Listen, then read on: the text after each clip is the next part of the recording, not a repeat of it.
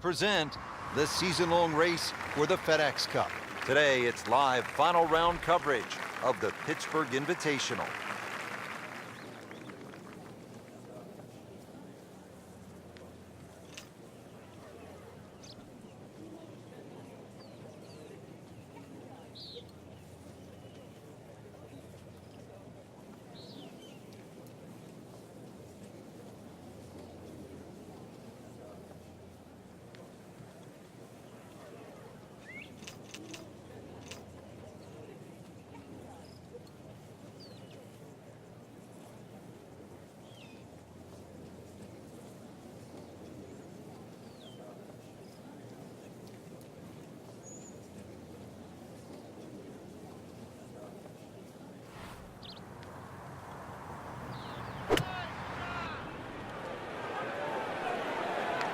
There's a big green, and they're going to use every inch of it. Didn't check, Frank. Yeah, just not enough spin on that, really. I mean, that almost like took that first bounce and just ricocheted forward.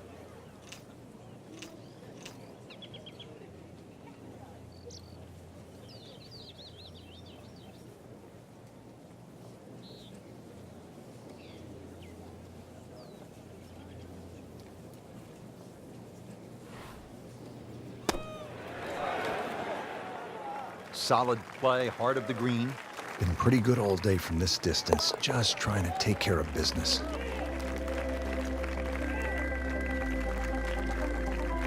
Boy, he looked like Ben Crenshaw right there. That was smooth and easy, right in the heart.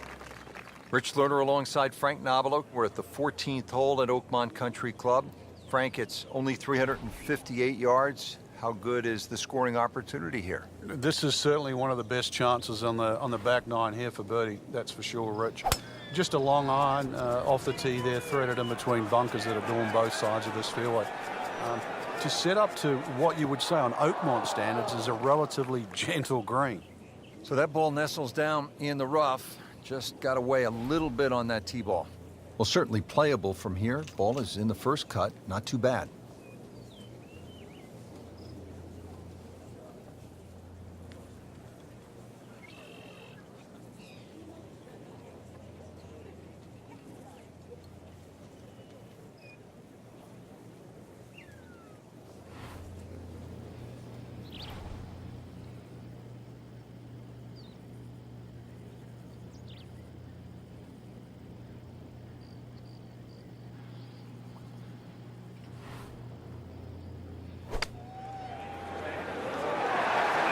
That's how the best in the world play it, Frank. Well, it's a little lucky that it went in, but it was always going to be close. All teed up at the 15th. It's a par 4 of 499 yards. Here at the 15th, a long par 4 at 499 yards. Frank, what are you looking to do off the tee? The tee shot here is very similar to the one back at the par 5, where the fairway slopes left to right. And then the second shot's going to be uphill to a green that's actually built in the opposite direction. This is a tough par 4. Always makes the hole easier, playing it from the fairway. Frank, deep into a final round at a U.S. Open at Oakmont. This approach shot at 15, this is where you really need to be focused. You do. The front third of this green slopes back towards the front right of the green. Then everything in the middle starts to kick towards the right and then the back.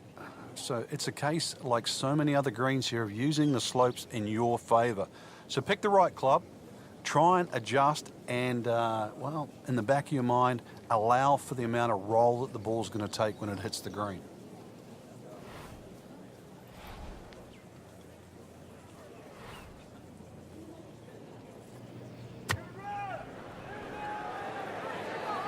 This is a good-looking shot. That's well played. Now a good look at birdie. It's no snack, though.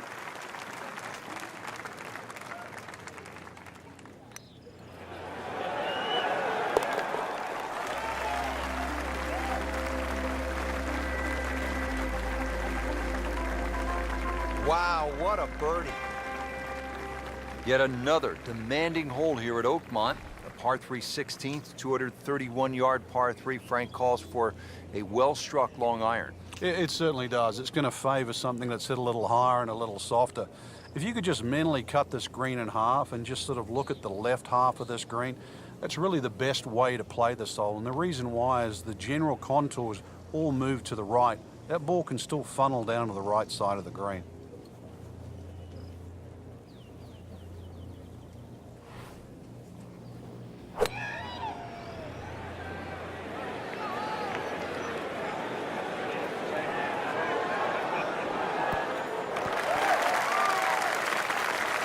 See if you can get this one to drop here at the 16th for a birdie.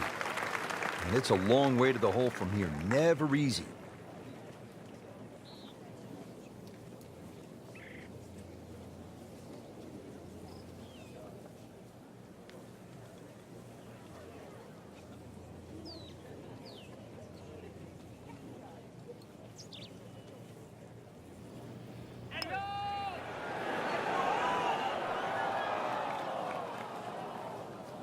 So the golf ball ends up in that first cut. It's a little bit less than 2 inches. You can see the golf ball. Should be able to get at it, but may not be able to control the spin. We'll see.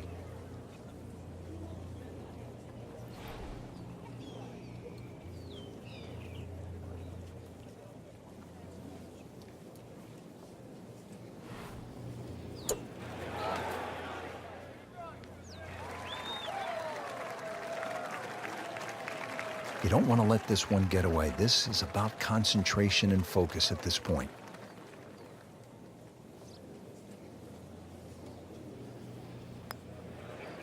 That had to really hurt, Frank, because it looked good all the way. Well, this will test his middle. So a tester from 4 feet.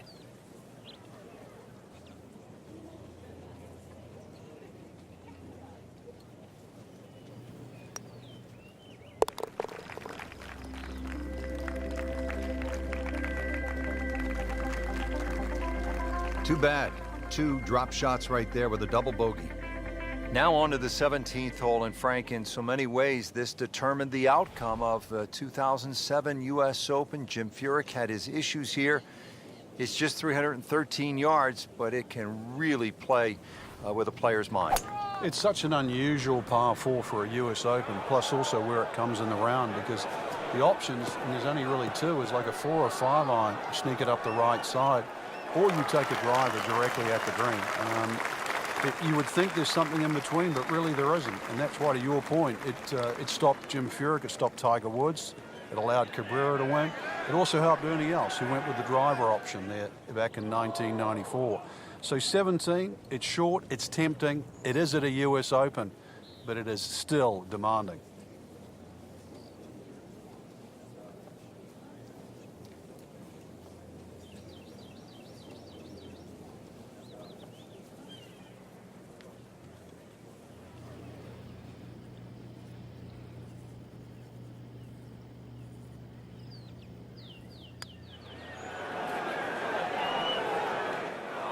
He got robbed, Frank. No, it's like kissing your mother-in-law.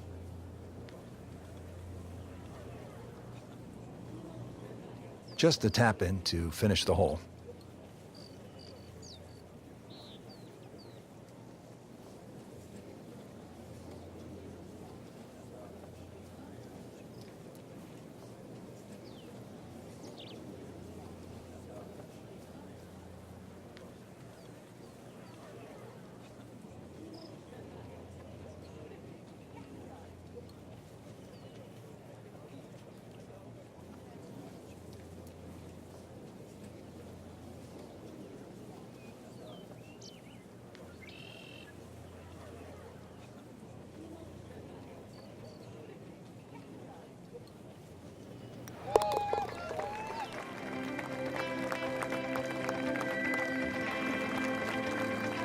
Just drip that in.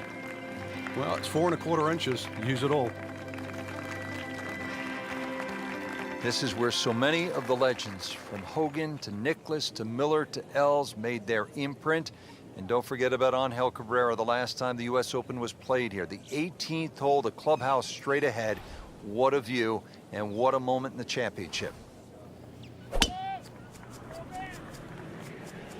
Right out of the center of the bat. Did you hear that?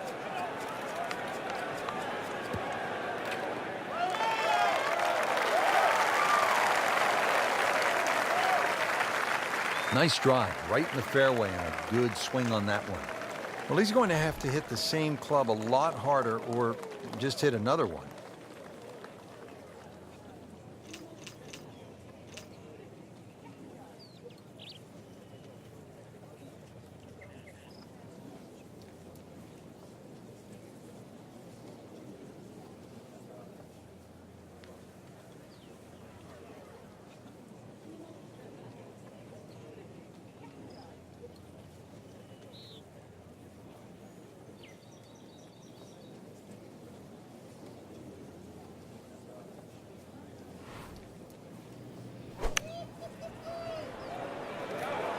Appears to be what they call a commercial play. Very solid.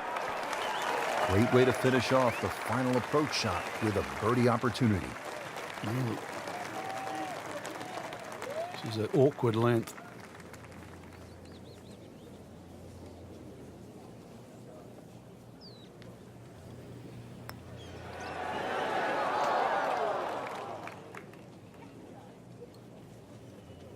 Can't birdie them all, Rich.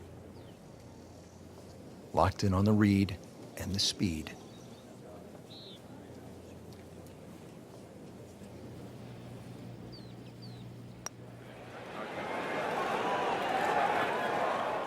Oh, man.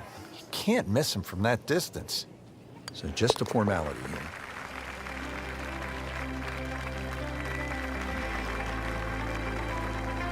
Bad news is, Frank, that's a bogey, but the good news, still has the lead. Yeah, can't afford another, though. That's why you play the game, to stack up the wins. Great effort right there.